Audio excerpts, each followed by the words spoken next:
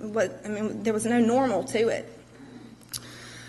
At that moment, chemotherapy, which is something he said he would never go through again, and radiation were the only two options. Surgery at that moment wasn't a risk that any of us were willing to take.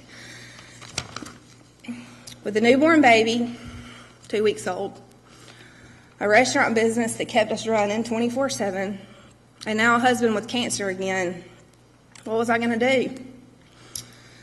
Well, I did what any of you would do as women. We fight. We faced each day with the unknown, but we knew that we had to trust God.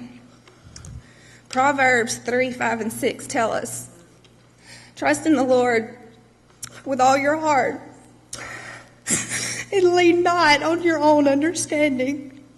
In all your ways acknowledge Him, and He'll make your path straight.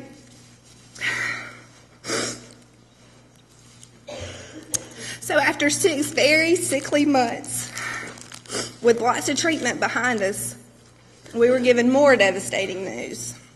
It was on our 4th wedding anniversary, and the day before Thanksgiving, 2008, Mike's body wasn't responding to any of the treatment. So everything he had done, all the sickness, was for nothing. But I remember that day we were sitting in the clinic, and we were looking around, and we were talking. He was having a great day. And he said, I look like the healthiest one of all these people. We were the youngest one by 30 years. We had a newborn baby at home. He was young. And we really laughed about it. And he talked about how appearance can really fool you. People don't know what's on the inside. So we go back to the doctors. We go back to the room, not knowing what we're fixing to be told at that moment. And when they tell us the treatment hadn't worked, Mike asked a question that I never thought I would hear come out of his mouth. He said, this may be a dumb question, but how long? My mouth dropped open, and the doctor, with tears filling his eyes, said, I'm not God, but best professional opinion, 4 to 6 months. 4 to 6 months? Our baby wouldn't even be a year old. So we left in pieces from that office, and all we wanted to do was get home to our baby so we could wrap our arms around him and forget about the reality for that moment. So that's what we did. And we called in our family, and after sharing the news, we decided that we wanted to do natural medicine. The medical doctors, that hadn't worked, and we weren't willing to give up at that moment. So we hit the road, and we traveled this country for the next 6 months. We tried everything that was offered, everybody that had something to say. We tried it. We did it. We were desperate. In May 2009, Mike got to see our son celebrate his first birthday. And he accomplished the goal that he had set for himself, and that was beating the doctors. He lived longer than 4 to 6 months.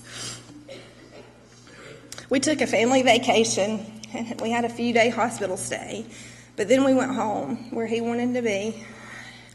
And we spent the next few weeks enjoying each other, enjoying our family, before Mike got his ultimate healing on August the 5th, 2009.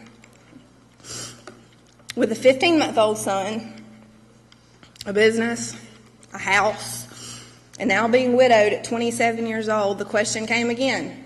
What was I going to do? It seemed like ashes. Everywhere I looked, I saw gray, dreary, burnt ashes. My heart was broken, my fairy tale was wrecked, and my life was a mess. I remember going back to work a week later and trying to figure out a new normal for life. I was now a single parent trying to run a business and a house all by myself. I remember hurting so deeply and crying while I was all alone at night. I would question God over and over and over. I was so hurt and confused and scared and lonely. But I had remembered all the verses. We had a Carrying Bridge site, and many of you kept up with us and were faithful prayer warriors, and I can't thank you enough for that. But I remembered all the cards and all the things that all of you had said to us, and I found the verse, Romans 8:28, and I picked it up, and I recited it over and over and over, and it says, we know that all things work together for the good, for those that love God. All things? That means the good, the bad, the ugly, and the ashes. As I started being around people again, I remember so much people commenting on my strength. I wanted to appear strong, but inside myself and inside my home late at night, I was the weakest person I knew. I didn't want people to see that.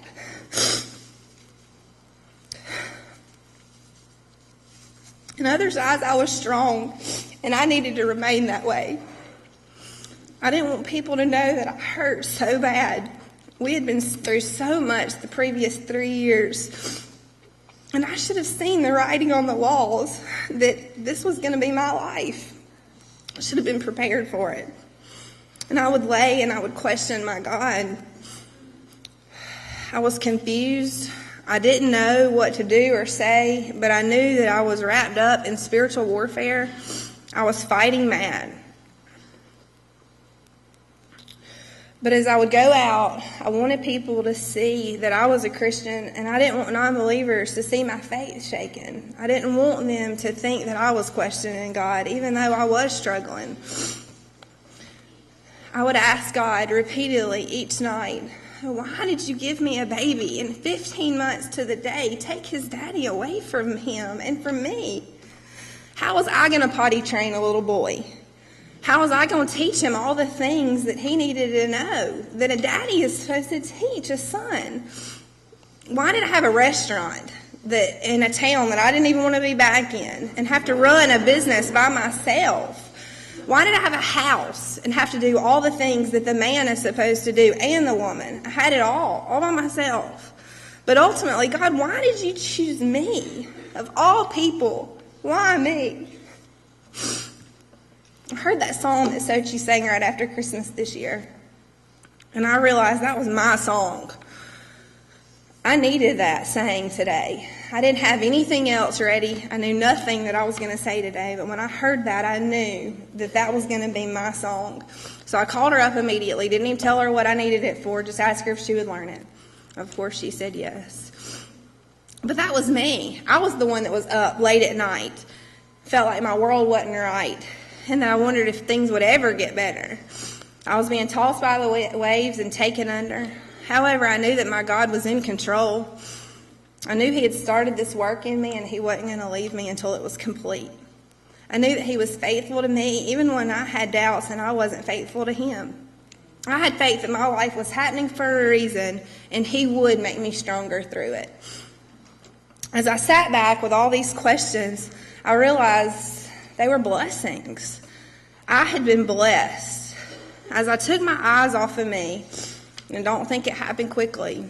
It has taken years, and I'm still not there yet. But as I started looking towards him, I was seeing beauty from the ashes. I started a Bethmore Bible study a few weeks back.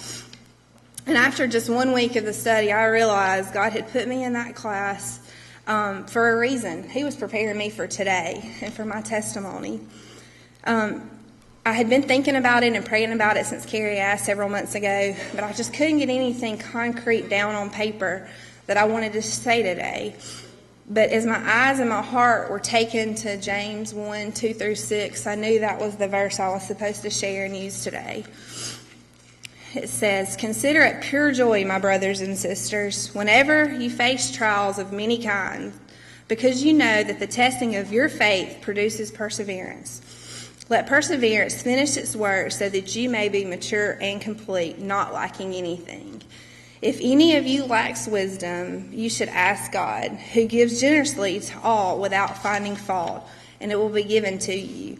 But when you ask, you must believe and not doubt, because the one who doubts is like a wave of the sea blown and tossed by the wind. I pulled out 5 words in those verses, and I want to share the definitions with you. Joy.